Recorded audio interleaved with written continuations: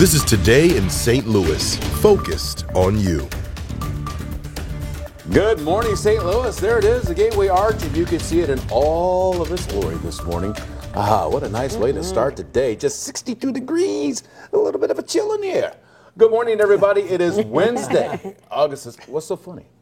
The way you said that. Yeah. Chill in the air. I'm sorry, sir. I'm enthusiastic. And I'm also ready now. Like going up. Your inflection. Oh my gosh. Well, welcome everybody. I'm Michelle Lee. We just want to say thanks for joining us, including those of you who might be watching us on 5+. Do not laugh at Rennie out loud. Don't look him in the eye either. So we got They Paul. do it all the time. They do it Paul all the time. We also have Anthony Slaughter. Man, 62 degrees feels nice. It does feel nice. You almost remind me of that Family Guy episode when Stewie was talking to the dog and he's like, "Can I finish working on that novel?" And he just keeps going until he's like, I will be sure to talk deeper from there on out. Thank you so much. That was funny. Wrong network. All right, yeah, exactly. Thank you. Different channel. All right, let's talk about your forecast. We do have temperatures that will be going up, just like Rennie was talking, as we head towards the weekend. But very comfortable this morning. A little bit of fog out the door this morning as well, especially in the Chesterfield Valley out towards Washington, Missouri, and in Perryville, St. Charles, Alton, Litchfield. So keep in mind, you may have to drive through a little bit of that this morning. Neighborhoods, kids, all waiting for the bus stop this morning. So just be mindful, as Paul likes to say, put the phone down. All right? Yeah, your dad has spoken. All right, 50s and 60s out the door this morning. As we go through the day, a warmer finish to the day. We'll have sunshine. Numbers today climb back into the low to mid 80s. So we'll talk about those temperatures as they start to climb into the weekend. That's coming up in just a little bit. All right, let's head over to Paul and talk about what's happening in the world of traffic. Good morning to you, Paul. Good morning, Anthony. Yes, I'll start up high and get down really low. We are moving in most areas. In fact, I was looking for an incident here. You could tell on our MoDOT camera, 270. This is up in North County at West Florissant. Looked like incidents, but really it's them getting ready and trying to help you deal with the construction up there. Not great alternate routes, not a major delay either yet. We're going to kind of put in all of the cones, and you'll see where you could find delays this afternoon and, of course, this morning. We'll talk more traffic very soon. Guys? All right, Paul.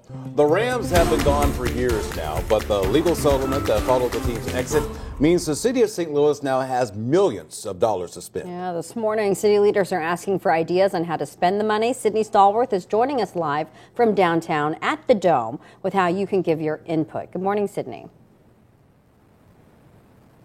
Good morning, Michelle and Rennie. $250 million in settlement money from the Rams. That's what's on the table this morning. And city leaders want to know where you think that money should go. They're asking where are the key issues in our city that need to be addressed. And this morning, you don't even have to leave your home to weigh in. The St. Louis Board of Aldermen has opened up an online survey that you could take right now. You can find it on stlouis.citizenlab.co.com. All you have to do is click the tab that's going to say participate at the top of the screen and then click Rams Settlement Funds to take the survey. Now, the Board of Aldermen say they want to hear from the citizens that this money will directly affect. A post on the site reads in part, quote, "The settlement money is meant to help the economy grow, encourage more people to live in the city, and make life better for the people who live here." The survey is going to close October 11th.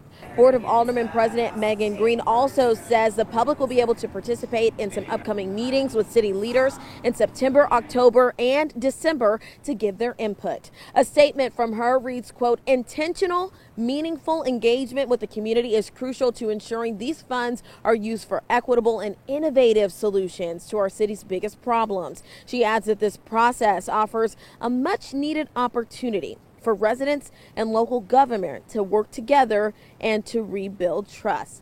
Now, I was on the website this morning for the survey, and as I was looking at it, I realized that this kickoff survey is just part one of a 4-phase part to try to figure out what's going to happen with this money. So first, they're going to take the survey. Then they're going to look over those ideas in meetings. There's going to be a process of whittling those ideas down, and then there'll be a final vote on where this money will go. No word on exactly how long this will take, but it will be 4 phases to figure out what happens. Reporting live downtown, I'm Sydney Stallworth, 5 on your side. Thank you, Sydney. All new this morning, a major shakeup in Jennings City Hall. Overnight, we learned that multiple employees have walked off the job. In total, 5 city leaders have put in their resignation, including the city clerk and the city attorney. The city attorney's resignation letter, he called the actions of Jennings Mayor Gary Johnson, quote, illegal, unethical, immoral, and racist. The city clerk, Delitra Hudson, also called the office a hostile work environment. 5 Year Side has reached out to the Jennings mayor for comment, and we have yet to hear back. Well, we are just days away now from SLU students headed back to campus, but this morning safety is a major concern. Students are on edge after a deadly shooting happened yesterday on the north side of SLU's campus. Anybody could have been walking through, right? There's students who walk in and out of that building all the time, and just think that it could have been any of us, and just seeing that and been a part of it, it's not a good thought. It happened near the intersection of Lindell and Spring. One man died and another was seriously hurt. Police say the survivor shot the man who died. A SLU spokesperson says the university immediately notified students and followed safety protocol. Investigators say the 2 men were not SLU students. Right now, families are left scrambling after the abrupt closure of a St. Louis charter school. Hawthorne Leadership School for Girls is shutting down because it was unable to reach the student enrollment targets. This comes just 1 week before students were set to start classes for the fall semester. The school says it will help families with placement in other schools. Well, if you're looking to make a difference in a young child's life, the Pattonville School District is looking for you. Right now, it is hiring for the before and after school care program. Wages start at $15 an hour, goes up to $20. We're also going to have a link on how to apply on our website. Go to ksdk.com in the back to school section. This morning, our back-to-school tour continues in the Metro East. Yeah, this morning, you may have noticed Alex Beast has been live all morning long in Edwardsville with where it is back to class today. And Alex, you've got a lot of kids out there.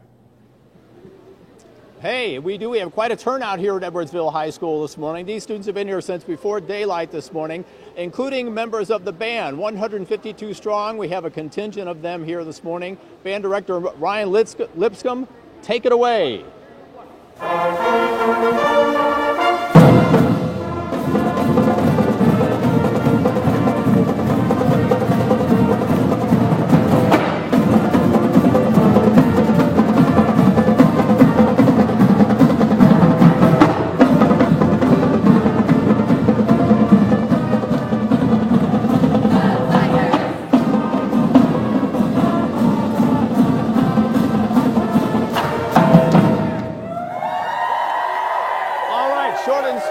The way we like it here at Edwardsville High School this morning. Joining me now live is Superintendent Dr. Patrick Shelton. Dr. Shelton, how are you, sir? Good morning. I'm doing well. How do you account for the fact that, let's get you over here with the students in the back. Yeah, you bet. You got all those young people to turn out. How do you account for that? We've got kids that are excited about coming back to school and excited about school spirit in Edwardsville, so we're glad to have them here this morning. In your video message, you talked about mental health issues, a concern for students. Tell me about that.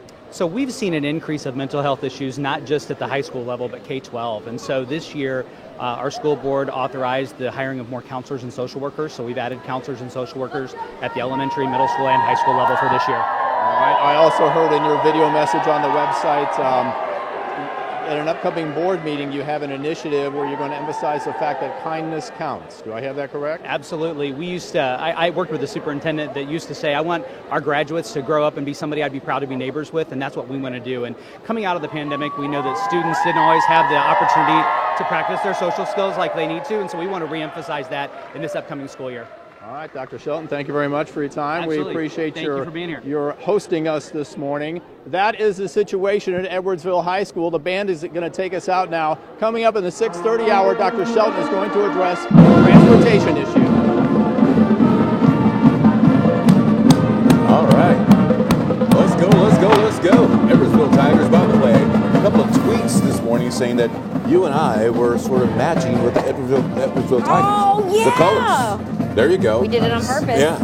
And you know, the one kid had a t-shirt on that said, I love stucco. I love stucco. I thought it said, I love stucco. Yeah. We're like, wait till you see his house. He really did. He was like, what's stucco? Stucco and shingles. I don't know. He's into construction. Council. Painting, home improvement.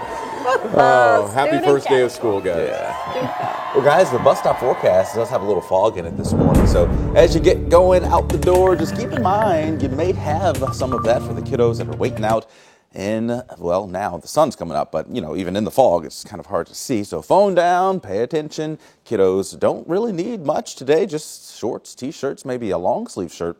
We have temperatures in the 50s and 60s this morning, but sunshine this afternoon. You can see what I'm talking about by the fog. This is out over the Chesterfield Valley, and it has been expanding for a while over the Missouri River. So 64 drivers, just keep in mind, even out in Washington, Missouri, you have visibility that's down to 0 miles this morning. The heat builds in this weekend. We're back into the 90s by Saturday and Sunday, and the pattern stays dry even into next week as we stay in the 90s. We'll show you that 7-day forecast. That's in just a few minutes. Winter Wonderland in St. Louis County will look a little different this year. The changes you'll see at Tillis Park this holiday season. And helping Hawaii, how Missouri first responders are playing a role in the recovery efforts during this deadly wildfire. Countdown to surrender, the deadline for former President Donald Trump to turn himself in after a 4th indictment.